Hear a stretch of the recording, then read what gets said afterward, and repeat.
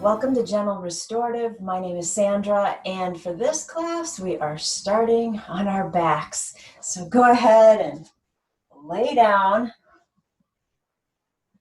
Oh, big sigh of relief, right?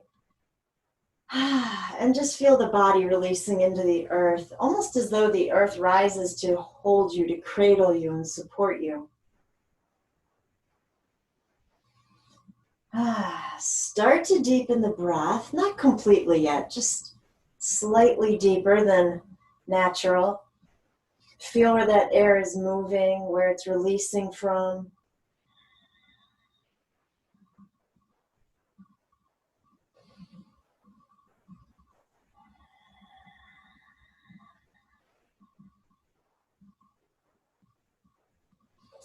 And then go ahead and take your fingertips to your scalp and just rub through your hair, gentle massage.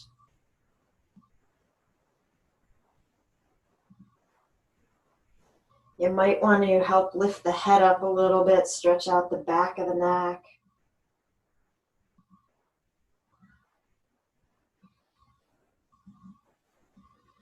And then taking the thumbs to the temples.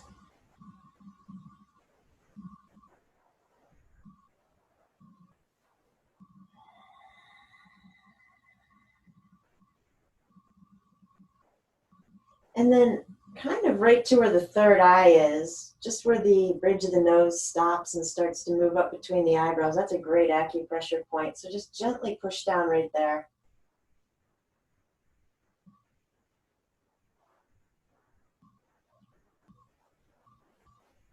Deep inhale.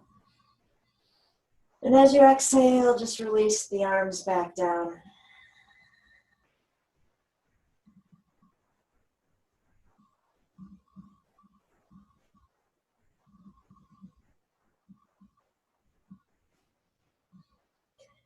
And so just finding your peace for a moment, perhaps starting to think about the intention that you want or need to set for your practice today.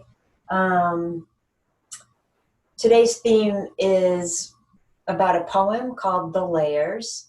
And I don't know, I kind of find I've always had a love for poetry.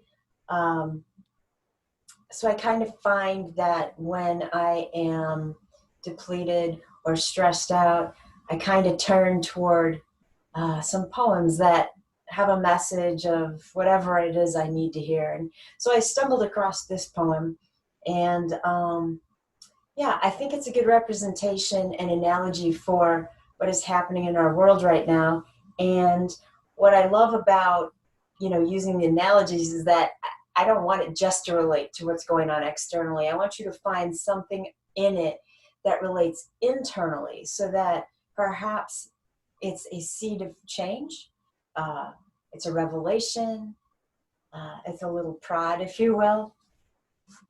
So we'll work our way through that poem and we'll kind of talk about pretty much almost line by line so that we can figure out what it is we need to take away from it. Go ahead, take a deep breath in. Big exhale.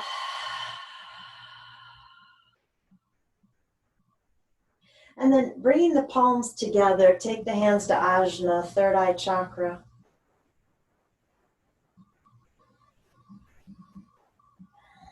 Feel the solidarity of this mudra, right? A mudra means seal, so it's a promise. And then by connecting that promise with the third eye chakra, it's kind of, to me, it's kind of an honoring of my truth and my soul seeking. That third eye chakra is about, intention and what's going on in your world. And so I just kind of like the symbolicness of bringing the seal of prayer pose to that specific energy. Now let's take a slow, thoughtful inhale. And as you release the air, slide the hands down to the heart center in prayer pose, pausing here to set an amazing intention for your practice, for your day, for the week.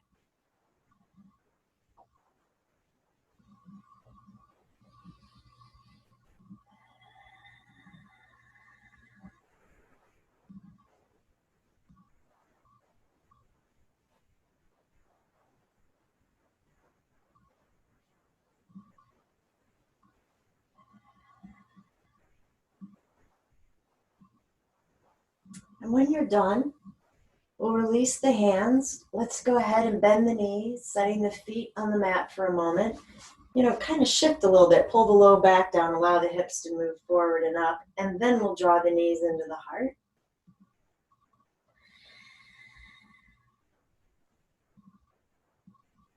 Give those legs a good squeeze, especially on the exhales. You can, soften on the inhale. And then as you exhale, really pull the legs in.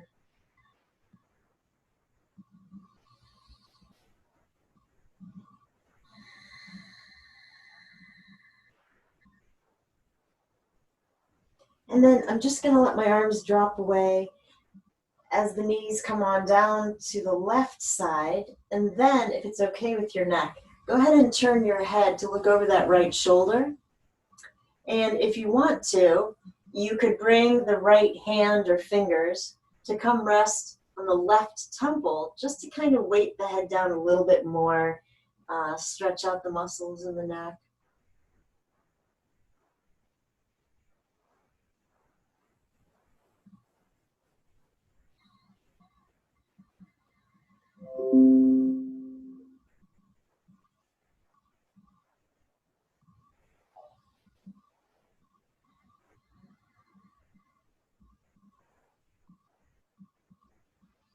So I told you that the poem is called The Layers.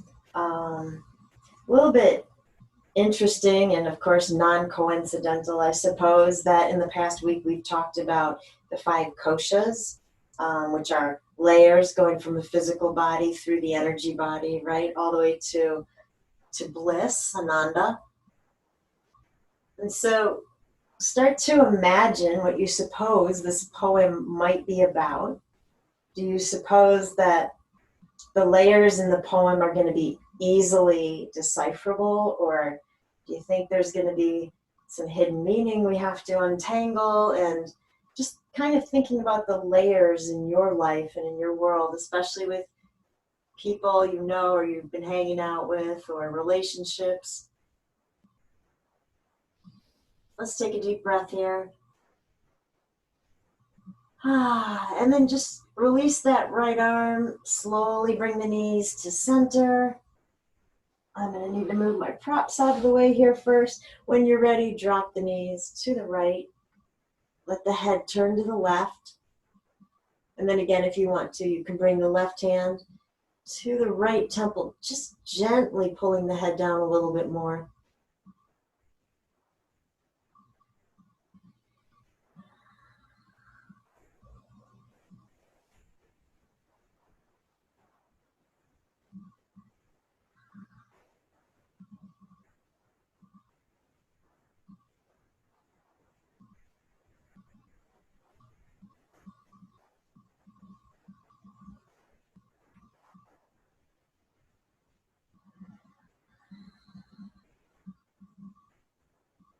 Just a few more breaths here.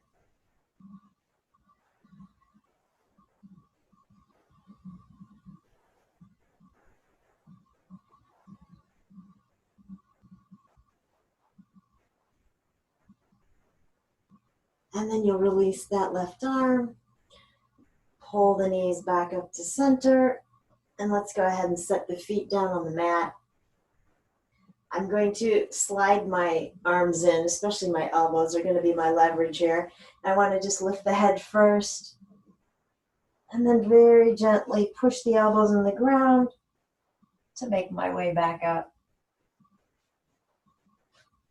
Perfect. If you have a blanket, go ahead and grab it. I don't want it to be a substantial prop, but just a little something to go under the knees as you straighten out your legs on top and flex the feet. We're going to breathe the arms up. Exhale, come on down, Paschimottanasana.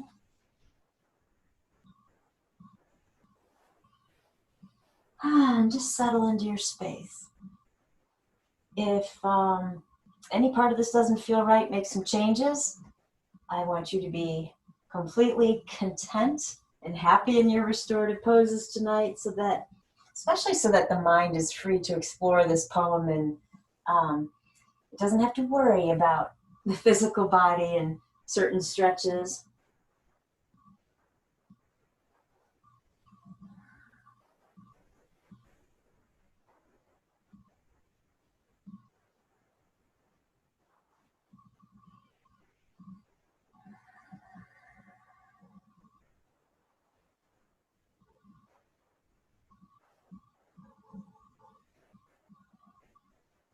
And then let's use the hands to walk our way back up. I'm going to take that blanket out from underneath my legs, so set it aside for a moment, and then go ahead and come into Sukhasana, Siddhasana. You could come into Cobbler if you want to. And just sit up nice and tall and close your eyes.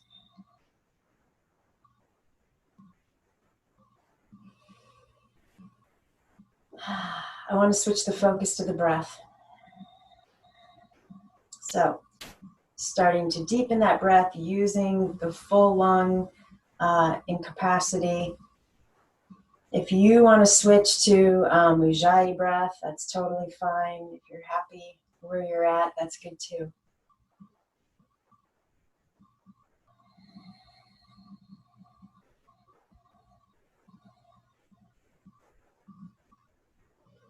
And so we've often talked about three-part breathing as a technique of pranayama, right? Pranayama is prana's life force energy, and pranayama is control over the breath or that life force. And three-part breathing kind of divides the lungs into three sections so that we're really focusing on sending the air equally into the abdomen, mid-ribs, and chest. I want you to think about that for a moment in the terms of layers. When we are stressed out or we're scared, we typically breathe into the chest. Or for people who don't do yoga, they typically are chest breathers, right? Because we haven't learned then how to breathe all the way down. I want you to consider that top layer lingering in the chest. It doesn't have depth, right? It's surface level. And perhaps just for a moment, see if you can isolate your breath to up in the chest, up in the heart chakra kind of area. What does that feel like?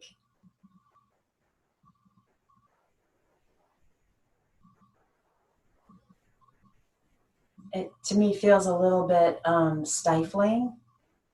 Unnatural came to mind. I don't know, I'd be curious to hear what your words are. And then try to take the breath into the mid-ribs and isolate it there. Let's just three-dimensionally expand through the ribs, see what that feels like. What is that layer trying to express?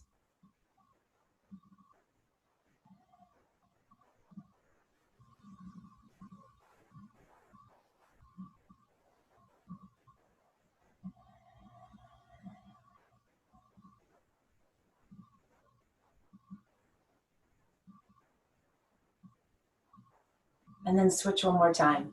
Can you get the breath to stay in the abdomen? So the stomach should move out when you inhale, and it should be pulling in as you exhale, and you're trying to contain it into the lowest part of the lungs.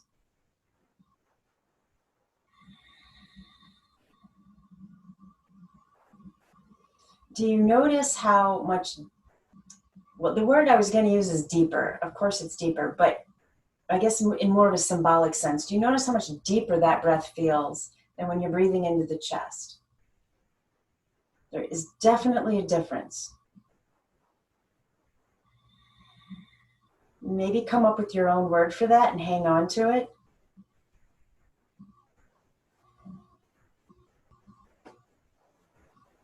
And then when you're ready for your next inhale, let's start in the abdomen. Let's pull that breath all the way out. Cleansing exhale when you're ready.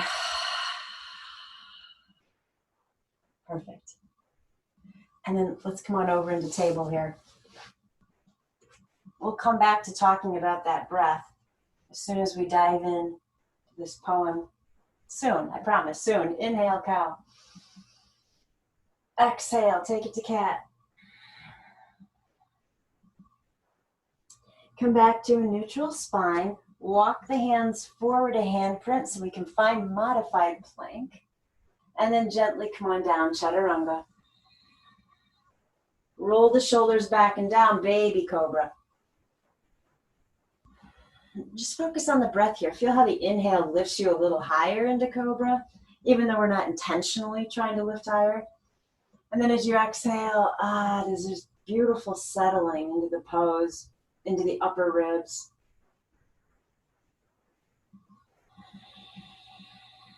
One more deep breath.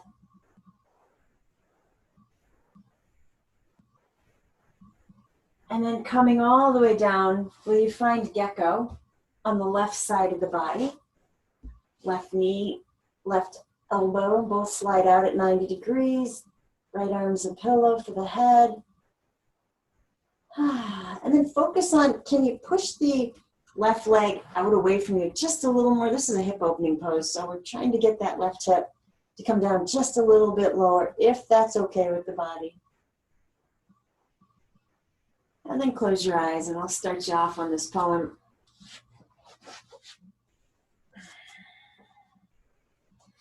It's by Stanley Kunitz. And he writes, I have walked through many lives, some of them my own, and I'm not who I was. So when he says I've walked through many lives, to me that is, he's suggesting change, right? He could be actually referring to reincarnation, or he could be referring to the stages of life that we go through, right? From child to adolescence, young adult, et cetera, et cetera. He could be referring to lives that come about because of instrumental change. It could be good change. It could be bad, right? So he's definitely implying that he's not who he used to be, right? He says, some of them my own, and I'm not who I was. When he says some of them my own, I was thinking about, again, he could be referring to reincarnation, right? We don't necessarily, can't speak for everybody, remember our past lives, but they move forward with us in a soul sense. But he could also be talking about entanglements with the people we meet on our life path, right? So I think about that premise of people cross our path for a certain reason, and when we've learned the lesson, or they have, they generally kind of move on and out of our life. And so when he says, I've lived through many lives, some of them are not my own, he could perhaps be referring to some of those gurus that walk in and out, just that enmeshment of being with somebody else, but it's not necessarily about me. And he says, I'm not who I was. Again, telling us that change has occurred. And it kind of is setting us up for, is he going to tell us? Where's this poem heading? Is it hopeful? Is it a poem of sadness and loss? I don't know. I'm not telling you. We'll find out. So he says, I've walked through many lives, some of them my own, and I'm not who I was, though some principle of being abides, from which I struggle not to stray. So he says, though some principle of being abides. When I read that, I think about our inner truth, who we are at the core, who we are at that, the very deepest subset, the very deepest layer, if you will. And he's saying that despite the changes he's gone through, that core truth lingers, abide, right? It lingers, from which I struggle not to stray. So he's constantly aware of this inner truth, but to me that line references there's choice. We could stray away from who we believe we are, but the way he words that, as though it's a reminder to himself to stick around, stick close to that principle, implies to me that he understands it would be detrimental to move away from that core aspect of his soul. Take a deep breath. Let it go. Oh, all right. Let's stretch out the left side of the body. Stretch out the leg. Come on back into baby cobra. Roll those shoulders back and down. 3 deep breaths. Really feel the rise and fall of the body because of the breath.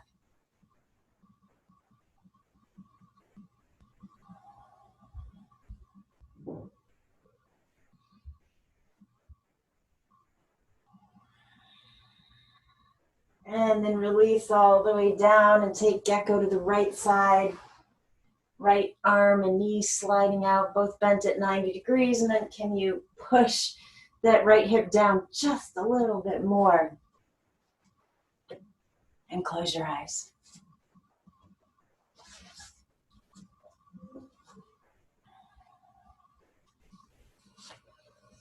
Okay, so we left off. He's struggling not to stray from that principle being that abides within. When I look behind, as I am compelled to look, before I can gather strength to proceed on my journey. So he is reflecting on the past. Perhaps he is kind of going over all the changes that have occurred, good or bad. We're all compelled to turn and look behind us at some point or points in our life, right? We learn from what's behind us, but how do you take that and move forward, right? I mean, perhaps some people turn to look behind them and they get stuck there. And then other people, they look behind them, they turn back, but they can't move forward with that baggage, so they stay. And then maybe others look behind them, they take the lessons, they learn, and they figure out how to use that moving forward. So he is contemplating this, right? When I look behind, as I'm compelled to look before I can gather strength to proceed on my journey. I see the milestones dwindling toward the horizon. So a milestone is a marker of sorts. Sometimes it's a stone, literally, marking a path. It could be marking time, but it could also be marking distance. Maybe it's a combination of the both, right? So he's seeing the milestones dwindling. So when we turn to look behind us and look at those life lessons, I think the biggest ones are like a beacon, like the milestones, right? And again, what are you going to do with those lessons? How do you use that knowledge moving forward? I see the milestones dwindling toward the horizon and the slow fires trailing from the abandoned campsites. So that line really caught my attention, especially with all the destruction that has been going on, not just in our country, across the world, but it's for me, especially in my area with all the fires and the burning, and the word fire really caught my attention. When I close my eyes and I picture an abandoned campground, I am seeing a fire that was put out carelessly, and smoke tendrils are reaching up through the air, and they are infiltrating the space. It's hard to breathe there. It is hard to take the breath all the way down into the lungs. We get stuck in that top layer. And I wonder if he meant by that, some part of him feels as though it is being left behind, discarded, in a place that he used to hang out or that used to be happy. Take a deep breath where you're at. I didn't say this was going to be a light poem, right? Okay, just checking. And then go ahead, straighten out the right leg. I want to reach the arms down alongside us, palms down. Use that as leverage and the tops of the feet as leverage to gently lift the heart off the mat. So not higher at all than a baby cobra. It's just a little lift. Deep breath in. Big exhale. And then as you lower the heart, bring the hands back underneath the shoulders so that we can rise and set up for child's pose. I do want to make this restorative and supported, so grab your props. Need that bolster. I'm going to prop up my bolster with a block on the far end. You don't have to if you don't want to. I'm going to take my blanket around my low back. I just want to feel very secure here, very protected. I like the feeling of the blanket in that way. Your arms have room to go underneath if you propped your bolster up, and you can just close your eyes.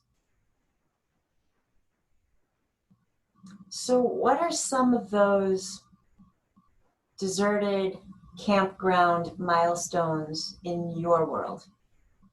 As you close your eyes and you think back, what would those represent?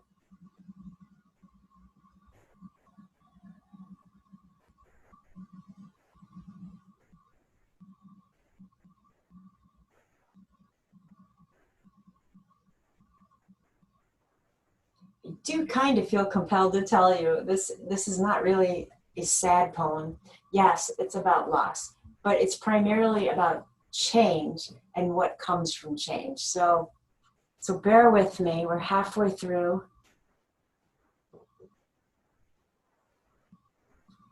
What do those smoke tendrils represent to you?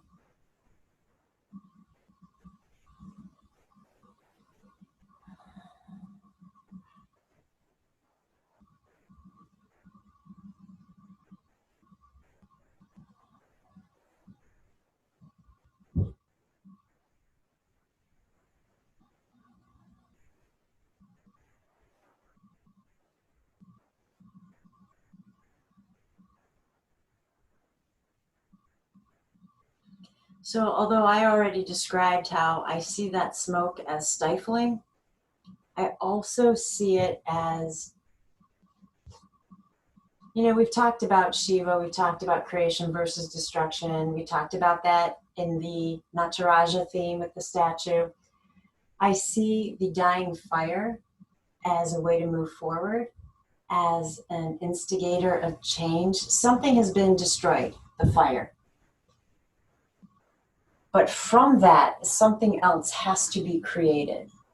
And so while I initially picture that deserted campground as very smoky and stifling and I can't breathe, as that smoke dwindles and the fire and the burning completely dies out, to me it starts to represent something different. There's a moving forward for sure. And so if you were able to think of something in your past, a milestone, if you will, that kind of felt like it matched up with that campground vision, how did it morph into something beautiful? What was the change? And while you're thinking about that, will you turn your head to the other side?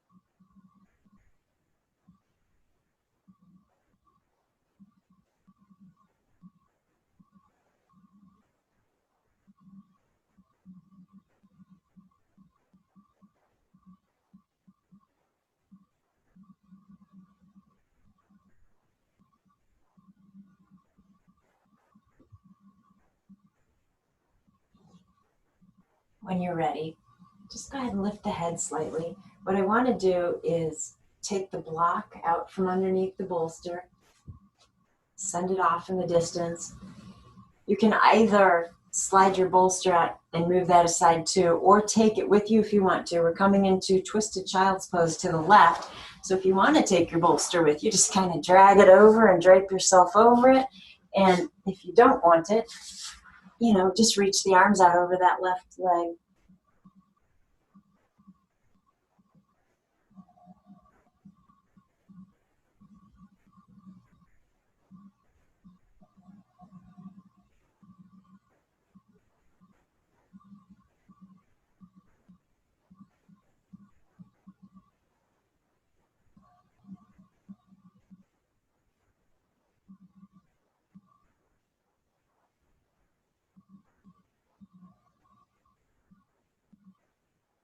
And then really stretch through the arms. And then come on back through center. And if you've got your bolster, drag it on with you. Take twisted child's pose over to the other side.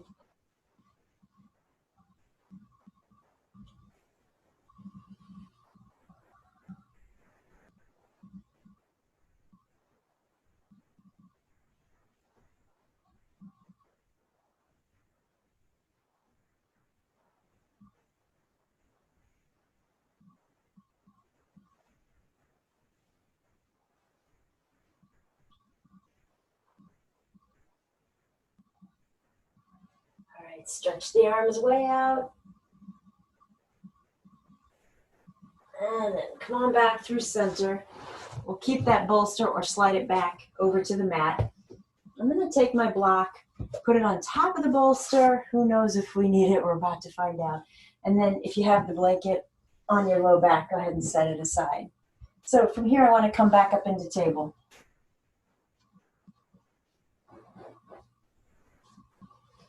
Inhale, cow. Round it out into cat. And then come back to a neutral spine, tuck the toes, downward facing dog. So I want you to walk out this dog. I want to loosen up the legs a little bit. I want you to notice where the bolster and block are in proportion to your head. So mine are nowhere in the right position at all, because eventually we're coming into a supported dog. So I'm going to slide my bolster down, my block down. I want to be able to rest the third eye on the block or the bolster. You can turn that block as high as you need it to be, right? Find a happy place here. I promise we won't stay super long. But, as always, if it's too much being upside down, take a break, come back to table, push back to child's pose. Do not suffer through.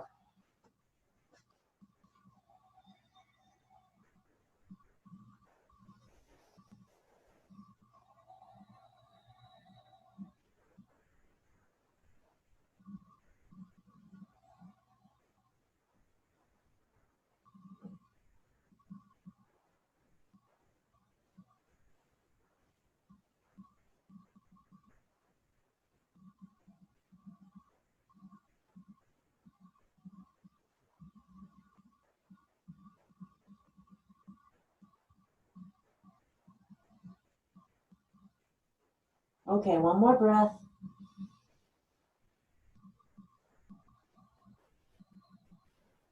Very slowly start to bend the knees. You'll lift the head up off the block. Get the knees back down to the safety of the earth, right? And we'll go ahead and set these props aside for a moment, although they won't be far from us for too long. So in table, inhale cow, exhale cat. I want to come back to table, shift my weight into the right knee. As I stretch the left leg out behind me, I'm opening that hip. So I've come onto the inner edge of that left foot. And then come onto the fingertips of that left hand so you have more room to open up that hip, or you could use a block if you want to. So let's make option A, keeping the hand down on something. And then option B, let's just take the hand to the left hip. Feel that Top shoulders slide back a little bit. Gently pushing the hips forward. You can close your eyes if you think you can maintain your balance. Yeah, I can't see you. I don't want you tumbling over. So maybe it's just shifting the gaze instead of closing the eyes. Maybe if you're used to looking up, look down, or vice versa. And then when you get to an exhale, let's slowly come back down into table. Shift the weight into the left knee. Stretch out the right leg. As you do, it's the inner edge of the foot going down, so the hip has to open up. Find your balance. Either keep the right fingertips down or right hand to the right hip. Hips are moving forward. A couple of breaths here.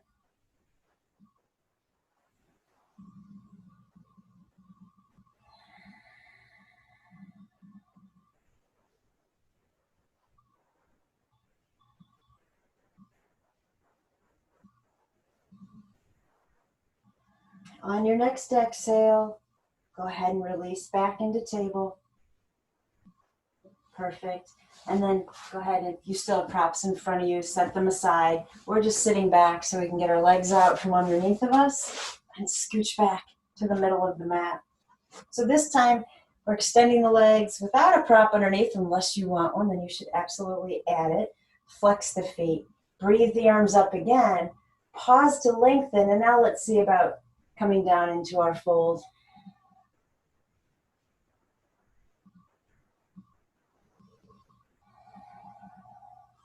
So we were talking about layers to the breath. I think there are layers to each pose as well.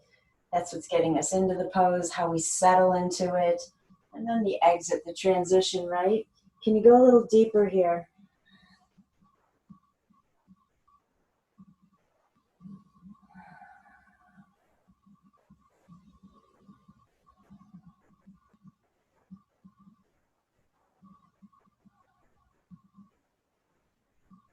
And then make your way back up. Perfect. Grab your bolster, slide it over. In fact, you might want your blanket as well. Let's use that as either a pillow or a neck roll behind you.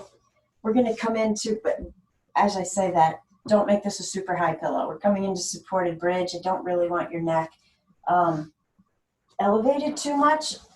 So make sure it's just something a little added. It's comfy. I'm going to get that bolster underneath me, lift my hips, and slide it right underneath. This should feel really comfortable. If you feel like you're working to hold the legs here, wiggle the feet wide, knees fall together, life is all good. You could choose to straighten the legs out instead if you want to. Whatever brings a smile to your face, and close your eyes.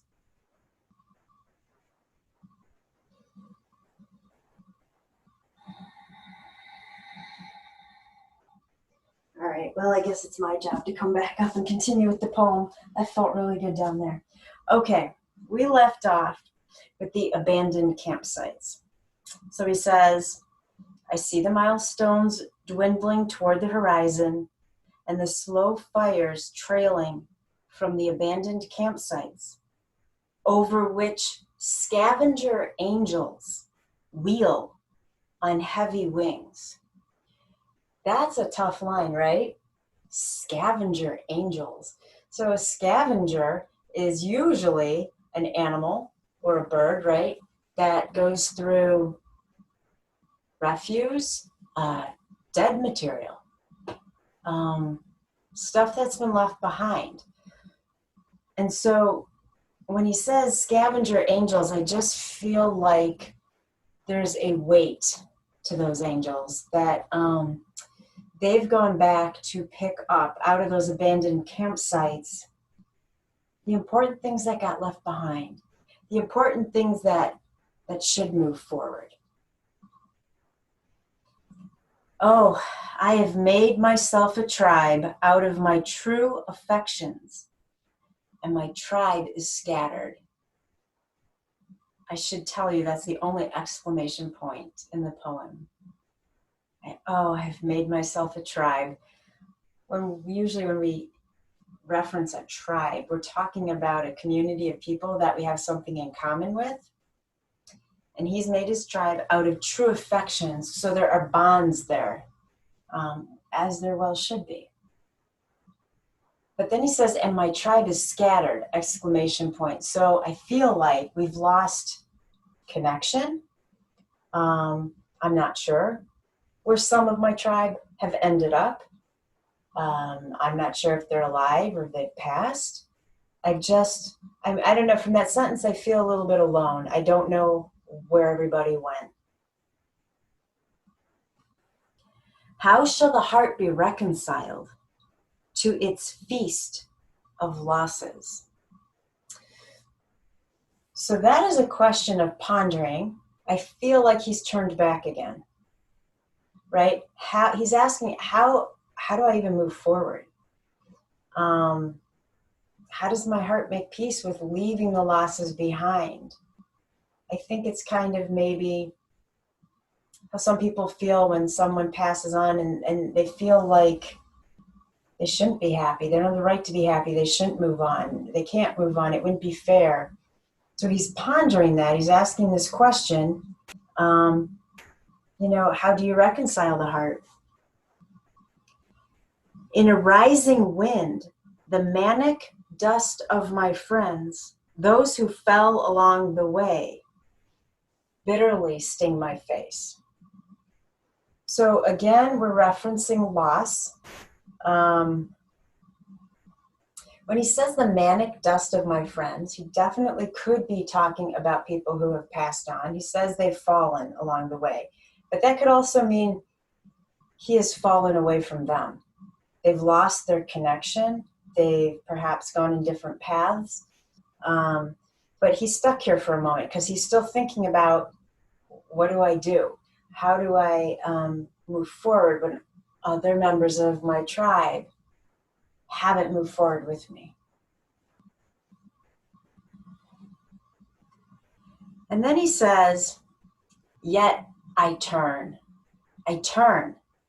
exulting somewhat, with my will intact to go wherever I need to go. Why does he say I turn twice? So if I were writing the poem and I reworded something like that, I said it twice, to me, I would do that to get your attention, to say, look, I've committed. We were reflecting, we were stuck looking back, we were wondering how to move forward. That is a commitment. I turn. And he's kind of happy about it. He says, I'm exalted somewhat. And so not only do we have commitment, we now have this optimism in looking to see what might come next. With my will intact to go wherever I needed to go. That's very optimistic, wouldn't you say? All right, I'm pausing right there. I don't want to leave you upside down, although now you're probably asleep, right? Especially if tearing apart poems word by word is not your thing. You have by now tuned me out, wondering when I would get to the end of all of the wordiness. All right, if your legs are straight, rebend them. If the knees are together, separate them once again, planting the feet. And then let's go ahead and lift the hips up, slide that bolster out, and very peacefully make our way back down to where I want to hug the knees back in.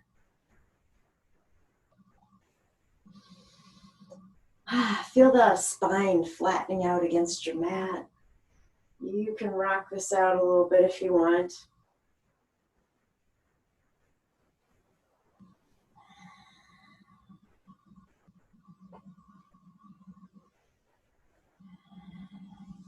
And then let's just take this right into supine pigeon. So let's use the right leg up on top of the left.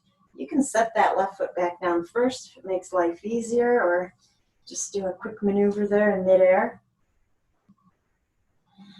You're just gently pulling in on that left leg. Deepen the breath again.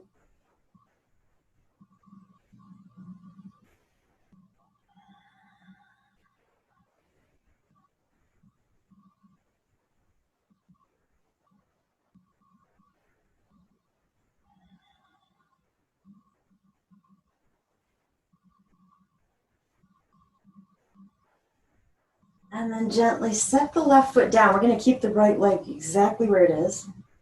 Just set that left foot back down. I'm going to open my arms out wide, or again, if you run out of room, just take them to scarecrow.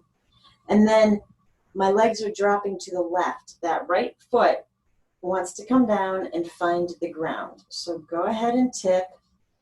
If you need that right shoulder to come up to get that foot down, I'm going to let you do it this time. Okay? I don't want you hanging with these legs in midair. It's just too much to hold on to, right? So from here, what I want you to do is energetically lengthen the right side of the ribs, pushing the right hip down and away from you. Take that right thigh. It's also energetically pushing away. The knee is working its way up towards the ceiling. So I want this to be active. I know it's a restorative class, but keep this pose active for a few breaths. Don't hold the breath, even though we're really working on extension.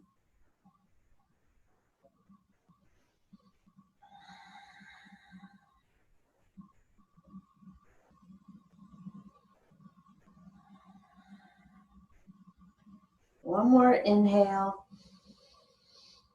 Big exhale. So I'm going to give you a couple of options here.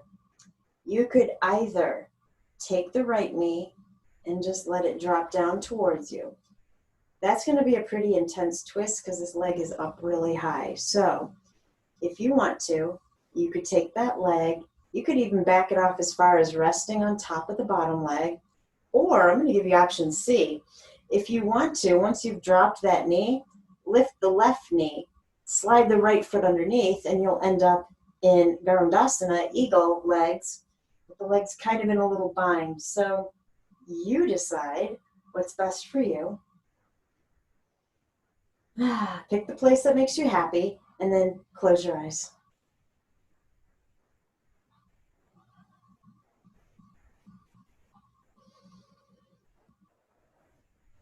I'm very content there, but I want to keep working our way through this poem. So you stay there. I will pop back up. We left off that my will intact to go wherever I need to go. And every stone on the road precious to me. Maybe I should say all that at once. Yet I turn, exulting somewhat, with my will intact to go wherever I need to go, and every stone on the road precious to me. So when I hear the word road, I'm thinking journey. It could be literally an external journey of, where did I start out in life and where I have ended up. It could be an internal journey. Most of us are on one, and, just to varying levels, right? Every stone on the road precious to me. So he's not, singling out just the good stuff. He's saying that every little bump in the road, every up and down, every obstacle, good or bad, has had meaning, and I hold it dear to my heart. In my darkest night, when the moon was covered and I roamed through wreckage. Okay, in the darkest night when the moon was covered, as I visualize that, I'm kind of asking for light, aren't you? It makes me feel like I'm a little lost. I'm feeling my way. I would be extremely grateful for somebody to show up with either a literal light or a symbolic light, to enlighten my path. So in my darkest night when the moon was covered and I roamed through wreckage, we're going through stuff again. Could be baggage. It's stuff that, it sounds like stuff left behind, doesn't it? A nimbus clouded voice directed me. Okay, I want to come back to that because I know I've got you in this twist for kind of a while. So if you are an eagle, untangle the legs. Let's slowly get both legs back to center. You might want to set them on the ground first so you can realign your hips. And then let's go ahead and hug the knees back in. When you're ready, supine pigeon, left foot up on top of that right thigh, hug it in. So he says, a nimbus cloud voice directed me. This is the first time he's referencing an outside voice, an external voice. I guess you could take that in a myriad of different ways as to wondering where that voice is coming from. I'm not sure it matters, but the word nimbus, that's referencing a cloud that's full of precipitation. It's full of water. It's full of rain. It's probably gray. And it feels heavy, although I do feel that rain has a very cleansing symbolism to it. So I guess until we hear the next couple of lines, maybe you take that however you want. Maybe you thought of something completely different than I have. All right, pull that leg in just a little more, and then we're setting the right foot down on the mat. Remember, the left leg is staying. The arms are either straight out from the shoulders or take them to scarecrow. And then I'm just gonna tip my legs to the right so I can bring the sole of the left foot down to the floor. And again, do what you need to do. If you need to move this left arm so that you can get the foot there, I am all good with it. I'm behind you. Lengthen down the left side ribs. Push that left hip down.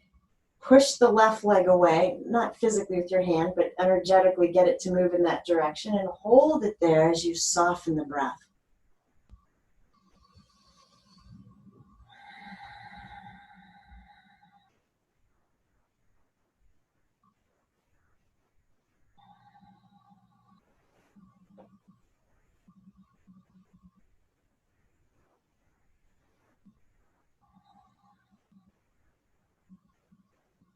Good job. Deep inhale. Loud exhale. Start to let the left knee fall in towards you. And again, you need to decide for yourself where that leg ends up. So that knee could come straight down towards the floor. You could lift the bottom knee, slide the left foot under, and end up in eagle, or it's too much of a twist. Get that left leg up on top of the right. Okay. A nimbus clouded voice directed me. Quote, live in the layers, not on the litter. So because it's in quotes, I see this as the meat of the message. It's the life lesson that he has come around to. What does that mean? Live in the layers, not on the litter. So let's start with the second part of that. Litter is refuse, it's left behinds, it's junk that people have thrown on the surface of the ground.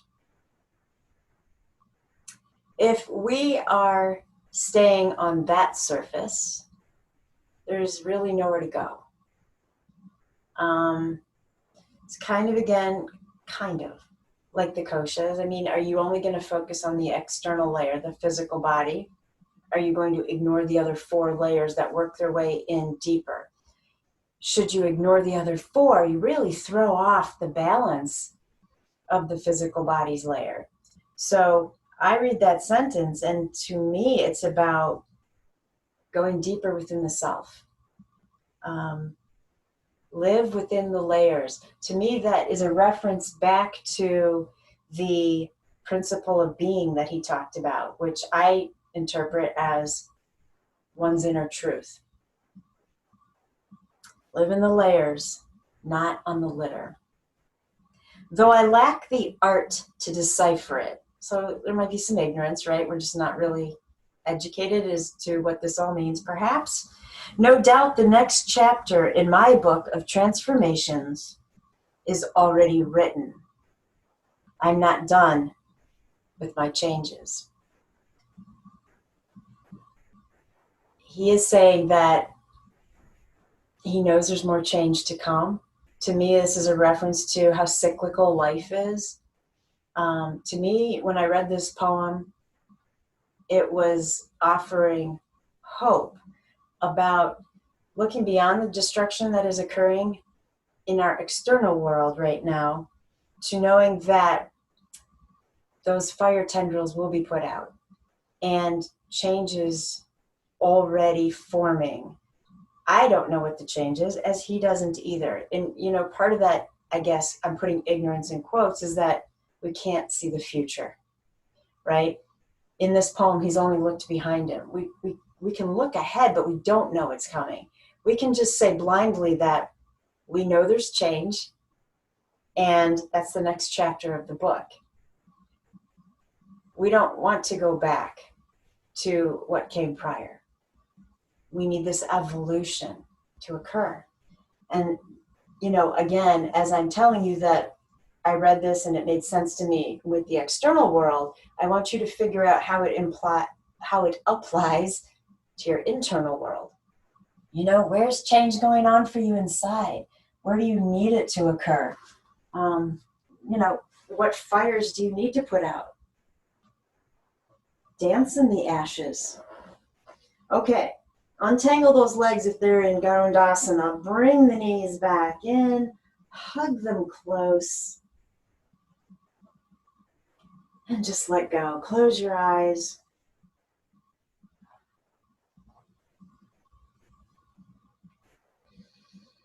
Big inhale.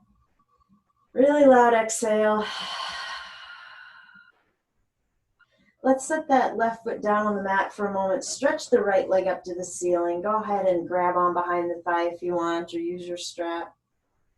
If you want to, you can straighten out the left leg. Just, pay close attention to how tight the stretch feels.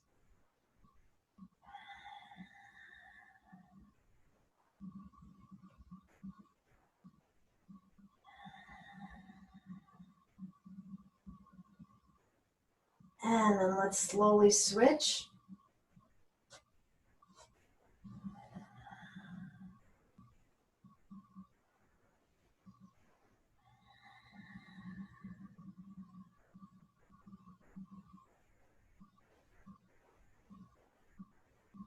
And as you release that left leg, let's turn to a side in a fetal position.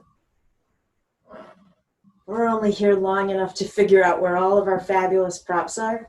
So go ahead and push your way up. Decide what you want, decide what you need for Shavasana, and set it up. I think today my bolster's going out behind me. So there have been quite a few times where I've taken apart poems during one of our yoga classes, and I'm always questioning to myself, should I read the poem in its entirety first or break it down? And this one was so long, I felt like if I read it to you first in a continuous format, we were going to lose so much of the meaning, even though we were going to go back to it. So this time I thought, break it apart. As you settle into Shavasana, I will read it to you, I promise, without any commentary on my part, so that you can just hear how the words flow.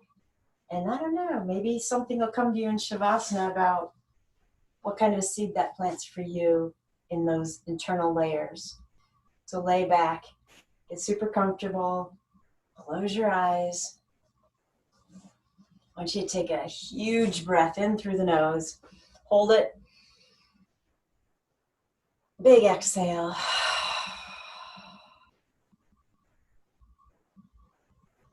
And just settle into your space.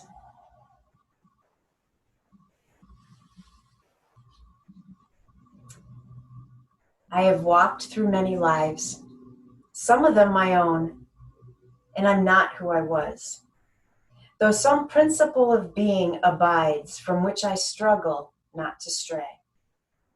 When I look behind, as I'm compelled to look before I can gather strength to proceed on my journey, I see the milestones dwindling toward the horizon and the slow fires trailing from the abandoned campsites, over which scavenger angels wheel on heavy wings. Oh, I have made myself a tribe out of my true affections, and my tribe is scattered. How shall the heart be reconciled to its feast of losses? In a rising wind, the manic dust of my friends, those who fell along the way, bitterly stings my face. Yet I turn, exulting somewhat, with my will intact to go wherever I need to go, and every stone on the road precious to me. In my darkest night, when the moon was covered and I roamed through wreckage, a nimbus clouded voice directed me, live in the layers, not on the litter. Though I lack the art to decipher it, no doubt the next chapter in my book of transformations is already written. I am not done with my changes.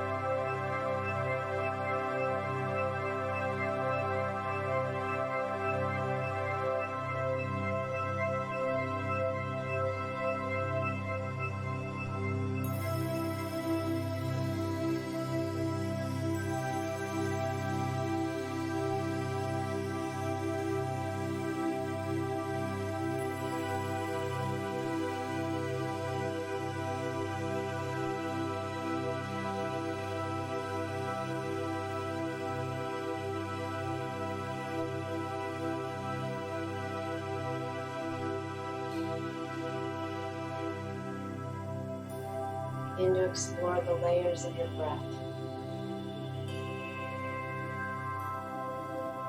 Allow those layers to be deep, fulfilling, inspiring.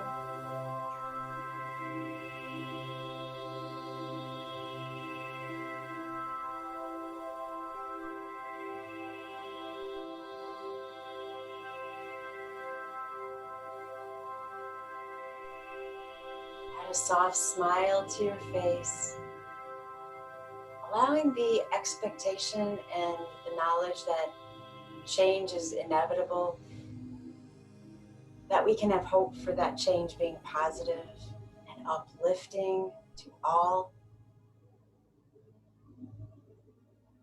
Take a deep breath in,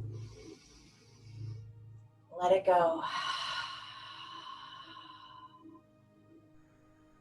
Very peacefully turn to a fetal position.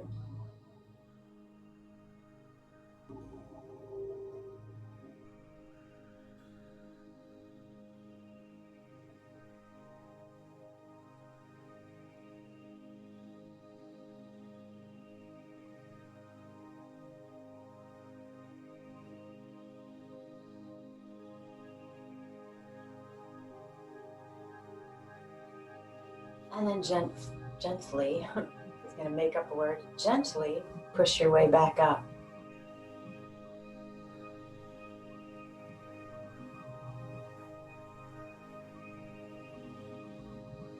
Another conscious breath through the nose, cleansing exhale.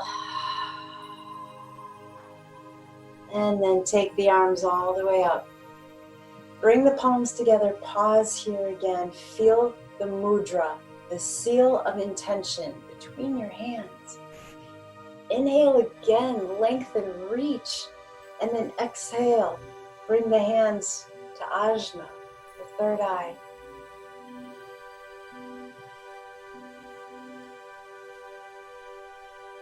And when you're ready, release the hands in prayer pose to your heart.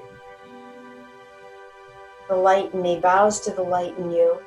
And when I'm in that place in me and you're in that place in you, then we become one. Namaste.